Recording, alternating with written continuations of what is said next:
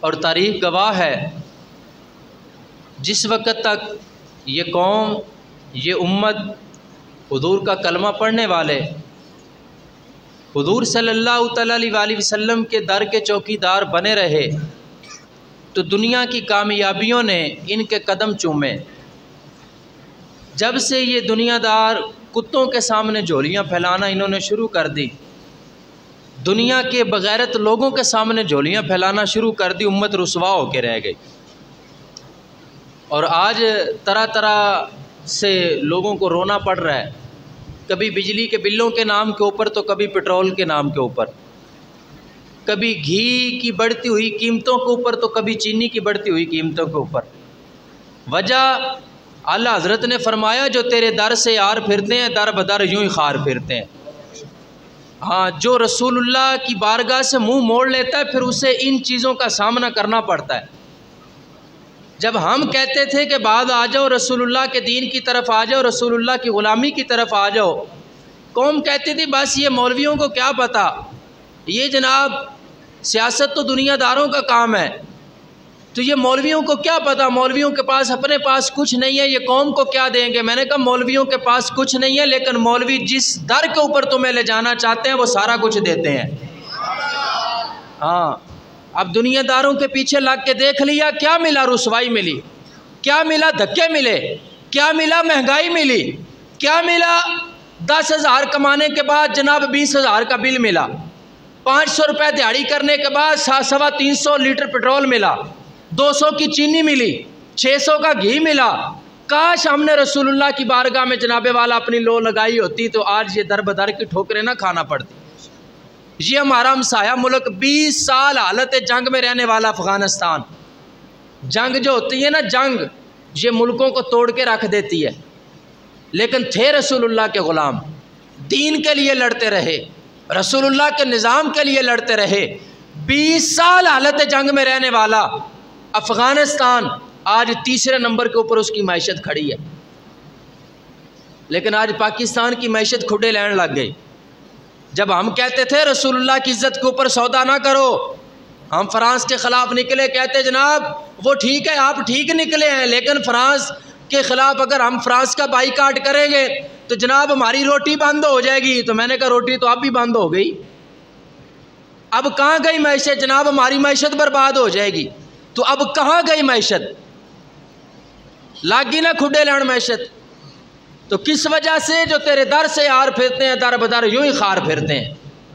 ہاں، جب سرکار کا دین آتا ہے پھر قوم کو نہیں ٹھوکریں کھانی پڑتی۔ پھر یہ جو وقت کے حکمران ہوتے ہیں نا، آپ ذرا افغانستان کی میڈیا اٹھا کے دیکھا کریں، ان کے آرمی چیف، ان کے گورنر، ان کے وزیر قوم کے گھروں میں آٹے کی بوریاں پہنچا رہے ہوتے ہیں۔ ہم جس نظام کی باتیں کرتے ہیں وہ اتنا مبارک نظام ہے، آج قوم کو آٹے کی لائنوں میں لگا دیا اور جناب چینی کی لائنوں میں لگا دیا، بلوں کی لائنوں میں لگا دیا، پٹرول کی لائنوں میں لگا دیا۔ ہم جس مبارک دین کی باتیں کرتے ہیں پھر لائنوں میں نہیں لگنا پڑتا، یہ ساری چیزیں دین تمہارے گھر پہنچاتا ہے۔ پتھر دل پہ تو کیا کرے گی بات میری اثر، میرے دل کی صدا درد مندوں کے لیے۔ اگر بجلی کا بل ہر مہینے تمہارے گھر آ سکتا ہے تو آٹا نہیں آ سکتا؟ بجلی کا بل ہر مہینے تمہارے گھر آ سکتا ہے تو کیا چینی نہیں آ سکتی؟ جہاں پہ ان حکمرانوں کو فائدہ ہوتا ہے وہ چیزیں ہمارے گھر آتی ہیں، تو جہاں قوم کا فائدہ ہوتا ہے وہاں قوم کو لائنوں میں لگاتے ہیں۔ تو بہرحال اب پھر بھی ہم یہی صدا دیتے ہیں، یہی ہوکا دیتے ہیں، اس وقت تک پاکستان کی تقدیر نہیں بدلے گی جب تک اپنے جیسے مزدور لوگ آپ اسمبلیوں میں نہیں بھیجیں گے۔ ہم یہ نہیں کہتے کہ جناب ہمیں لے کے آؤ، مولوی امجد رضا سعیدی نے کبھی نہیں یہ کہا کہ مجھے آگے لے کے آؤ۔ مولوی امجد رضا سعیدی ہمیشہ آپ کو یہی تلقین کرتا ہے کہ حضور کا دین آگے لے کے آؤ، اور حضور کا دین لانے کے لیے آپ خود آگے قدم بڑھائیں۔ تو بہرحال میں جو عرض کر رہا تھا، جنہوں نے رسول اللہ صلی اللہ تعالیٰ علیہ وسلم کی غلامی کو سارا کچھ سمجھا، اللہ پاک نے انہیں دنیا کی عزتیں بھی عطا فرمائی، دنیا کا مال بھی عطا فرمایا، اور سب سے بڑی بات ہے دنیا اور آخرت کا سکون عطا فرمایا۔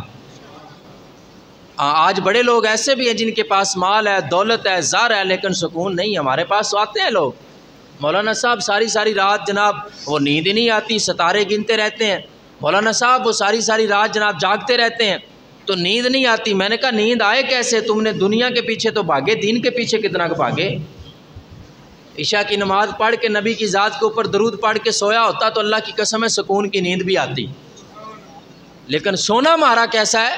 ہم ٹی وی چلاتے ہیں, خبریں دیکھتے دیکھتے, ہم جناب انڈیا کی فلمیں دیکھتے دیکھتے, ڈرامے دیکھتے دیکھتے سوتے ہیں, اور جناب اسی طرح ہمارے دن اور رات گزرتے ہیں. تو پھر یہ سکون تو برباد ہونا تھا.